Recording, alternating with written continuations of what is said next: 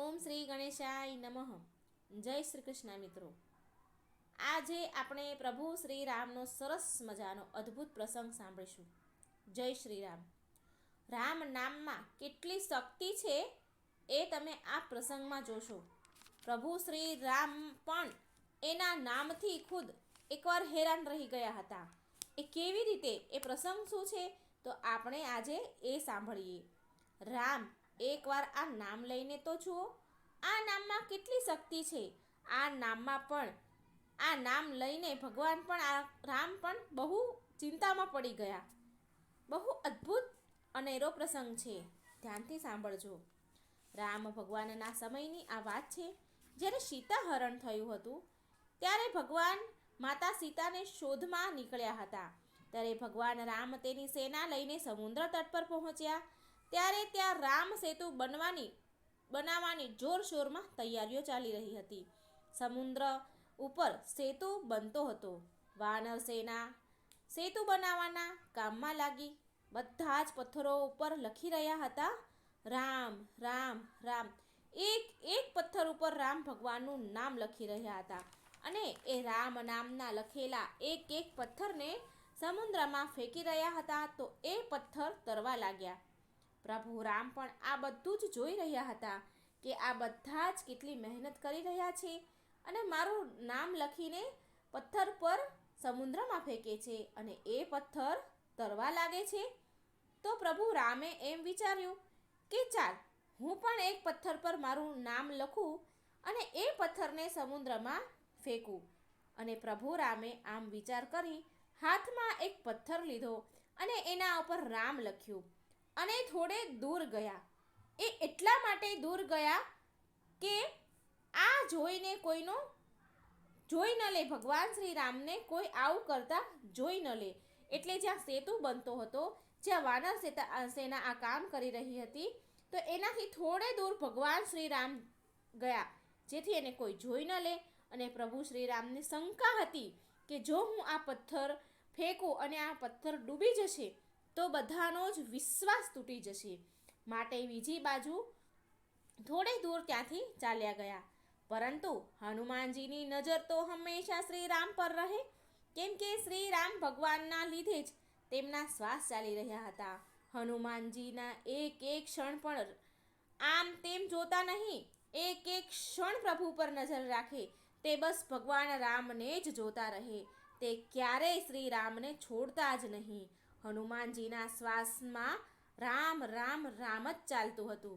હનુમાનજી આજે પણ જ્યારે રામનું નામ આપણે લઈએ છીએ તો એ આપણી સાથે જ હોય છે.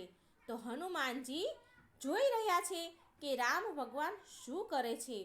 રામજી ત્યાંથી થોડે દૂર ગયા તો હનુમાનજી છુપાઈને શ્રી રામ પાછળ ગયા. અને ભગવાન શ્રી રામે એ રામ નામ લખેલો પથ્થર પાણીમાં ફેંક્યો અને એ પથ્થર ડૂબી ગયો.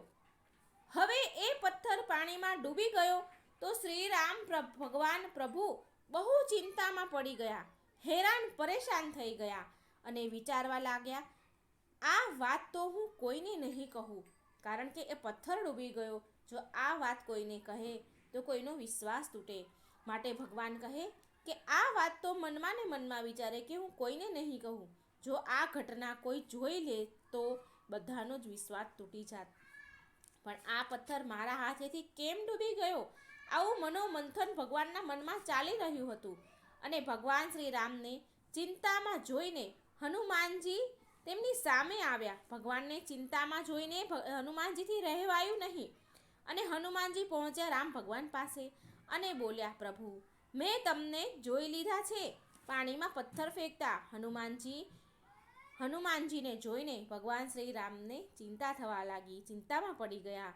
એટલે હનુમાનજી બોલ્યા, પ્રભુ, ચિંતા કરવાની કોઈ જરૂરત નથી. પ્રભુ, માત્ર તમારું નામ લેવાથી, રામ નામ લેવાથી ભવસાગર પાર થઈ જવાય છે. પણ તમે એ પથ્થરને છોડી દીધો પ્રભુ. જે તમને પકડી લે છે એ ભવસાગર તરી જાય છે. તેના બધા જ કામ પૂરા થાય છે. અને જેને તમે છોડી દેશો તો પછી એની શું હાલત થશે પ્રભુ? તે તો ડૂબી જ જશે ને. એ પથ્થર એટલા માટે ડૂબી ગયો કે પ્રભુ એ પથ્થરને તમે છોડી દીધો. પ્રભુ તમે જેને છોડી દેશો તે તો ડૂબી જ જશે, માટે એ પથ્થર ડૂબી ગયો. પ્રભુ તમે જ તો સર્વેશ્વર છો, તમે જ પરમેશ્વર છો, તમે જ બધું જ છો. તમને છોડીને તમારી છાયા વગર કોઈ ક્યાં જશે? આ સાંભળીને પ્રભુ શ્રી રામને જવાબ મળી ગયો એમનો. આ સાંભળી પ્રભુ શ્રી રામે હનુમાનજીને ગળે લગાડી લીધા. ભગવાન શ્રી રામ હનુમાનજીને બહુ પ્રેમ કરતા હતા અને હનુમાનજી રામજીને. અને આજે પણ જ્યાં જ્યાં રામકથા થાય છે ત્યાં હનુમાનજી ત્યાં અવશ્ય હોય છે. જ્યાં રામનું નામ લેવાય છે તો હનુમાનજી પણ ત્યાં હોય છે. આપણે રામજીના જીવનકાળથી બહુ બધું શીખવું જોઈએ. રામ ભગવાન તેના રામ અવતારમાં આપણને જીવન જીવવાનું શીખવી ગયા છે, માટે તેમણે અવતાર લીધો હતો. 14 વર્ષનો વનવાસ ભોગવ્યો, તેમના પિતાના વચનને નિભાવ્યું. તમે વિચાર કરો જરા કે વનવાસ જઈ રહ્યા હતા ત્યારે તેમને ખબર મળી કે તેમના પિતા રાજાજીનું મૃત્યુ થયું છે, તે સ્વર્ગ સિધાવ્યા છે. તો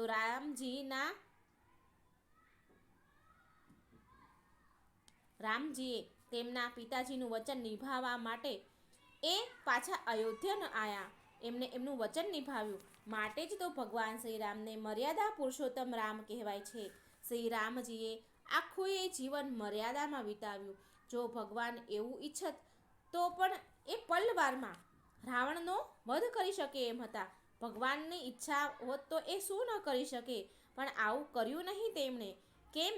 કેમ કે તે મર્યાદામાં રહીને આપણને શીખવવા માંગતા હતા, આપણને શિક્ષા આપવા માંગતા હતા.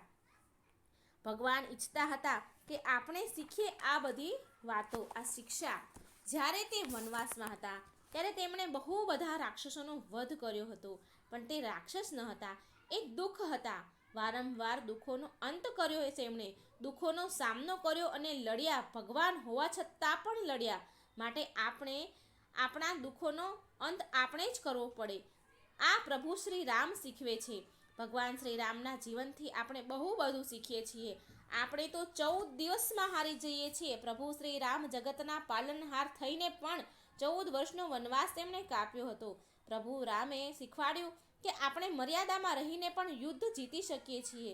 આજકાલ આપણે બહાના શોધીએ છીએ કે મારી પાસે આ નથી માટે હું હારી ગયો, મારી પાસે પેલું નથી માટે હું હારી ગયો, મારી પાસે વસ્તુઓ નથી માટે હું કંઈ કરી નથી શકતો. પણ પ્રભુ શ્રી રામ શીખવે છે કે તમે આગળ તો વધો તો સાધન તેની જાતે તૈયાર થશે, વ્યવસ્થા તેની જાતે ઊભી થશે. શ્રી રામ ભગવાન તેના ભાઈ લક્ષ્મણ સાથે એકલા જ ચાલી રહ્યા હતા. એ સમયે જ્યારે સીતાજીની શોધમાં હતા, માતા સીતાની શોધ કરી રહ્યા હતા, ત્યારે રસ્તામાં માતા સબરી મળ્યા, તેમણે માર્ગ બતાવ્યો. પછી મિત્ર સુગ્રીવ મળ્યા, હનુમાનજી મળ્યા. રામ ભગવાન તો વનવાસી હતા, છતાં પણ આટલી મોટી વાનર સેના તૈયાર થઈ ગઈ. અને એટલા માટે દુઃખ બધા સહન કર્યા, દુઃખોનો એમણે વધ કર્યો. એટલા માટે પાપીનો તેણે વધ કર્યો, એટલા માટે તેને રાજાનો અહંકારનો વધ કર્યો. એટલા મોટા પાપીને માર્યો ભગવાને. સૌથી મોટો જ્ઞાની હતો રાવણ, તો એટલા મોટા જ્ઞાની વિદ્વાન રાવણને માર્યો. ભગવાન રામ એ જ શીખવે છે કે કંઈ પણ અસંભવ નથી. માત્ર એકવાર મનને મક્કમ બનાવવું, મજબૂત બનાવવું, બધું જ થાય છે. રાવણ બહુ જ્ઞાની હતો, વિદ્વાન હતો. તેના જેવો જ્ઞાની અને વિદ્વાન ભક્ત કોઈ જ ન હતો, પણ તેની અંદર અહંકાર હતો. ભગવાન રામ આ ઉપરથી એ શીખવી ગયા કે તમે કેટલા પણ જ્ઞાની થઈ જાઓ, કેટલાય મોટા વિદ્વાન બની જાઓ, પણ માત્ર જ્ઞાન મેળવવાથી કંઈ નથી થતું, વિદ્વાન થવાથી કંઈ જ નથી થતું.